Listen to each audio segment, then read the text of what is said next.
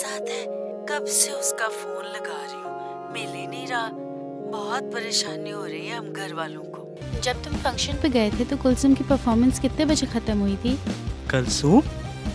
वो तो मुझे नजर ही नहीं आई। बोला था मैंने उसको, नहीं ठीक बोलो, पता नहीं किस परेशानी में होगी अब बेचारी। वो आके देख लेना, अभी क्या करना है इधर। ओए होए चाचा, आप समझने की कोशिश करें, ये जिंदगी और मौत का मसला है। यार वो एक लड़की है, इतने घंटों से वो एक छोटे से कमरे में बंद है। नॉट अगेन यार। किस मिट्टी के बने ये लोग मैडी, इतना कौन तंग करता है। छोटा मोटा मजाक इज ओके, बट ये लोग तो फीलिंग्स के साथ खेलते हैं।